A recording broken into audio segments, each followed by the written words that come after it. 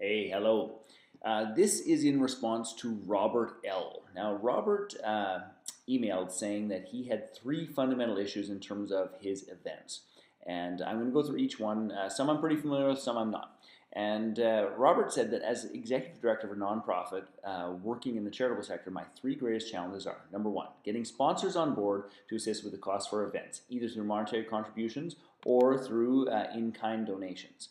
In addition to that, event promotion. While we're not necessarily challenged in recruiting participants, it is often a challenge to market to the general public that our events are taking place. And the final one is volunteers. Our entire organization is volunteer based, and it's often a challenge to find people that can commit the hours necessary while also being able to keep the level of standard I expect from members of our organization. So, Robert, first and foremost, great questions, and I will do my best to share my experience with each of them and see hopefully I can assist you in terms of cranking out more successful events that make more money and support your organization. The top of the list is sponsorship. Now, sponsorship is a really fascinating process, and I can tell you that sponsorship at all levels these days has been more and more and more difficult. I have a variety of high-level coaching clients that are looking for sponsorship for a variety of events, and we're talking about some pretty astounding, well-attended events, like in the thousands, that they're having difficulty with sponsorship. So first and foremost, it's a difficult piece. But I want to be clear about something.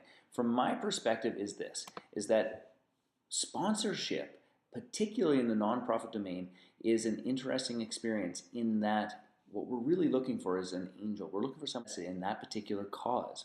And one of the things for sponsorship that may assist on the other side of this, number one, you've got to narrow down who is absolutely dedicated to this cause. And you also got to look at the value proposition every single time. And I don't care if it is in the nonprofit world or if it's in the for-profit world. The value proposition always has to make sense. Whenever I've sponsored events, and I've sponsored everything from Anthony Robbins, I've sponsored trade shows, I've sponsored television programs, I've sponsored a variety of things.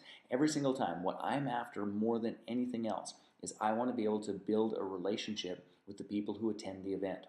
So I guess from my perspective, I think the biggest thing that we could do is ask the question, who is going to attend the event? How can we connect the attendees of the event to the people you want to sponsor the event? And what's the value proposition between those two people? And is there a relationship that is significant and important that your sponsors are willing to pony up the cash for and contribute? So that's point. Point number two, event promotion. Event promotion is significant, and I'm not certain I fully understand this question when you say it's not challenging to recruit participants, but it's difficult to market to the general public. I'm not sure if you're talking about marketing to the general public to let them know that it's going on, so it's just a PR piece, or if you're trying to actually get people in a classroom. I would love for you to clarify further for me what question number two actually means. But let's be clear about this. Marketing to the general public is always difficult. We need to find out really the three key ideas. Top list is who is it that you want to reach? What is the message that is most significant? And when and where are you going to find them? So if you can put those three pieces together, marketing to the general public will then become marketing to a specific public, which should be a ton easier than just trying to send the message out there everywhere. And now volunteers. Volunteers, that's a fascinating one. So I've worked with volunteers for over 20 years at our organization, and every time we put a course on, we actually create space for volunteers to come back. It lets them revisit the material, it gets them to see it from another perspective, gives them an opportunity to contribute. And we truly, deeply, genuinely appreciate our volunteers. They do some amazing work for us.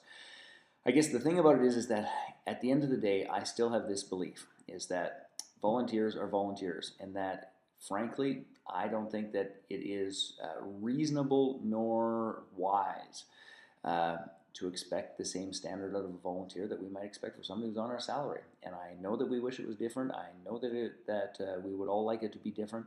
But the truth of the matter is this, is that people volunteer, and usually the roles, or usually the tasks that they volunteer for, are frankly not their most significant area of expertise.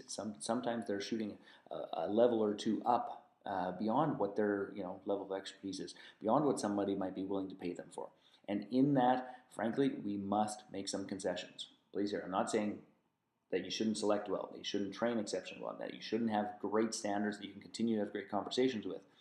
I think that sometimes that all just needs to be tempered with the reality that there are lots of people with big hearts willing to give who may not have the same degree of expertise and the same degree of professionalism and the same degree of training and background that you or I might wish they had.